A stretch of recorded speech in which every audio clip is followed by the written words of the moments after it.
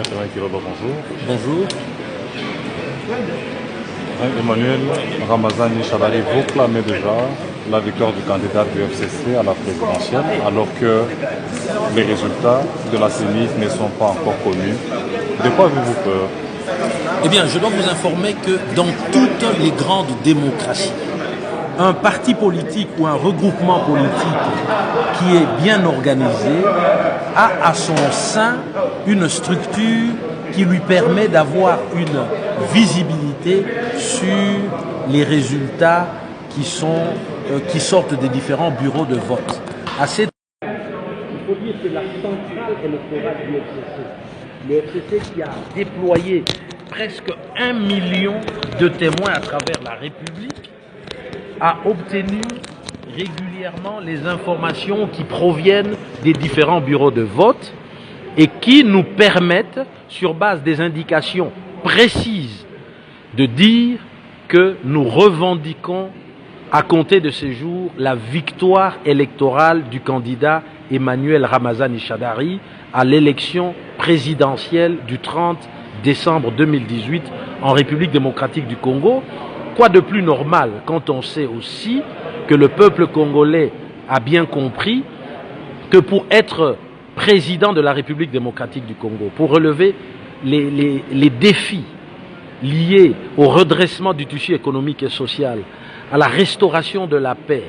à la consolidation de la démocratie, compte tenu aussi notamment des rapports entre États, dans le contexte aujourd'hui de la mondialisation,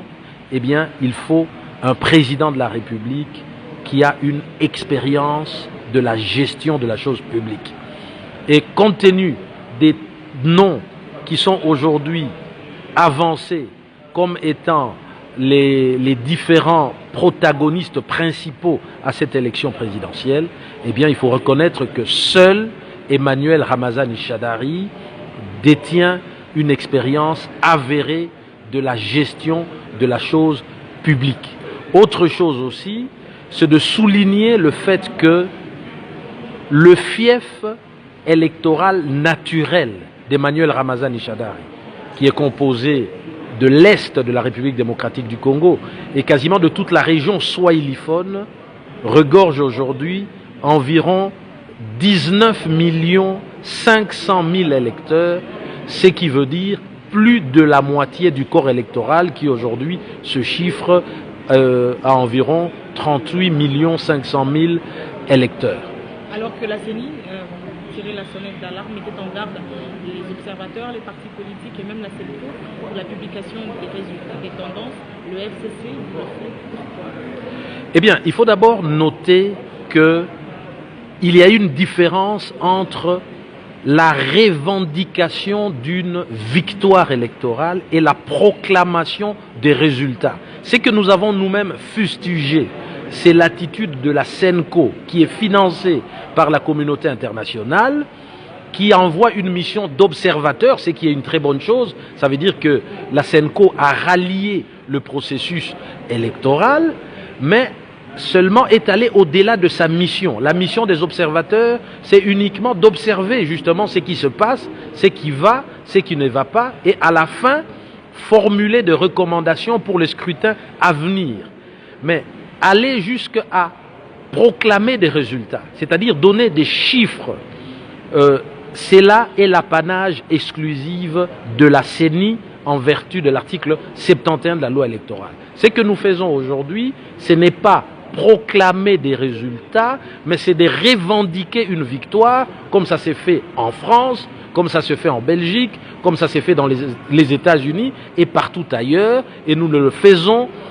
sur la base des indications précises qui émanent de la centrale électorale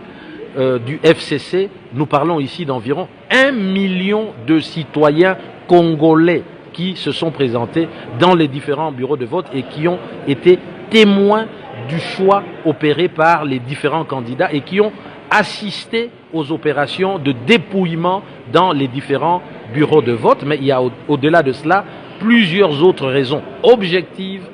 qui permettent de considérer que le gagnant de cette élection présidentielle, c'est bien Emmanuel Ramazani Chadari. Et donc nous appelons instamment la CENI de proclamer les résultats provisoires de l'élection présidentielle tels que prévu à l'article 71 de la loi électorale, de le faire en toute indépendance, conformément à l'article 211 de la Constitution, sous réserve au cas où